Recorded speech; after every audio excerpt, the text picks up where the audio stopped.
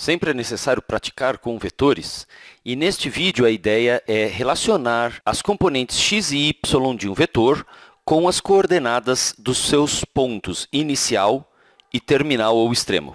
Vamos dizer que temos um vetor cujo ponto inicial está aqui. Vamos dizer que esse é o ponto inicial do vetor, indicado por A, e o ponto extremo dele está aqui. Vamos chamar este ponto de B. O vetor, então, vai ser algo parecido com isto. O ponto inicial é A, o ponto extremo é o B. Eu tenho aqui, então, o vetor colocado no nosso sistema de coordenadas cartesianas e temos o ponto inicial A, o ponto de extremo B e o vetor desenhado aqui. O que eu quero agora é, sabendo as coordenadas de A e de B, determinar as componentes horizontal e vertical deste vetor. Vamos combinar que este vetor se chama vetor V. Vamos, então, às coordenadas dos pontos. O ponto inicial A tem as coordenadas, vamos ver, A está aqui, menos 5, menos 6, menos 7, menos 8 na abscissa. E na ordenada, nós temos daqui 1, 2, 3, 4, 5, 6, 7 é a ordenada do ponto inicial chamado de A. Para o ponto B, o ponto de extremo deste vetor, nós temos as coordenadas 5, 6, 7 na abscissa e na ordenada menos 1, menos 2. Dadas essas informações, então fica a pergunta, quais são as componentes em x e y desse vetor V? Vamos representar o nosso vetor V aqui. Há várias formas de representar um vetor, e uma delas é aquela que utiliza os vetores unitários nas duas direções, na horizontal e na vertical. O nosso vetor V é dado por um certo número multiplicando o vetor unitário da direção do eixo das abscissas, mais um certo número multiplicando j, que é o vetor unitário do eixo das ordenadas na direção vertical. Só lembrando, o que nós fazemos ao multiplicar i por um número e j por outro número é que nós estamos modificando o tamanho dele, dos vetores unitários i e j, cada um na sua direção, e obtendo, portanto, um novo vetor. Vale a pena você retomar o vídeo que trata das notações utilizadas para vetor, para você se lembrar disto. Vamos lá, então.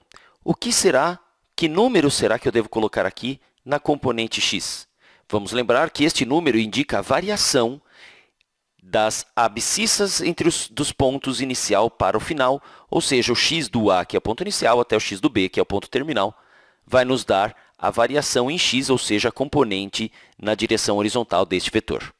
E para fazer isso, vamos obter a diferença entre o valor final de x, que é 7, menos, portanto, a diferença, o valor inicial, que é o menos 8. 7 menos menos 8. E para y, a mesma ideia, nós vamos obter a diferença entre o y final, que seria o menos 2, e o y inicial, que é o 7, menos 2, menos 7. E o que isso nos vai dar? Vamos ver. O nosso vetor V, então, vai ter as componentes 7 menos menos 8 é 7 mais 8, ou seja, 15. E mais menos 2 menos 7 é menos 9. Então, eu já posso pôr direto aqui menos 9 na direção vertical, menos 9j. Esta é uma das notações que podem ser utilizadas para representar o certo vetor V. Eu poderia também usar esta notação. O vetor V é 15, menos 9. Também posso representá-lo na forma de uma matriz coluna. 15 menos 9. E isto é exatamente o que nós podemos ver em todas essas representações, que o vetor V tem uma componente horizontal de 15 vezes o tamanho do vetor unitário, ou seja, se eu partir do ponto inicial, eu teria que me deslocar à direita 15 unidades.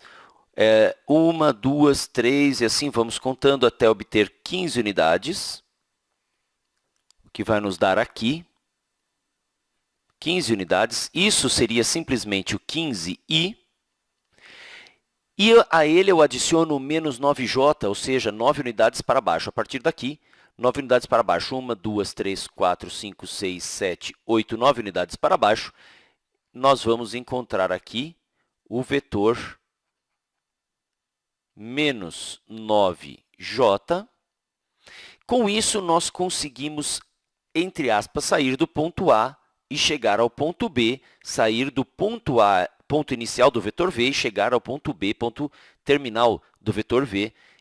E desta maneira, definimos o vetor v com estas duas componentes, 15i na horizontal e menos 9j na vertical. Todo este estudo poderia ser feito novamente com este mesmo vetor deslocado à direita ou à esquerda, para cima ou para baixo, e nós chegaríamos à mesma resposta.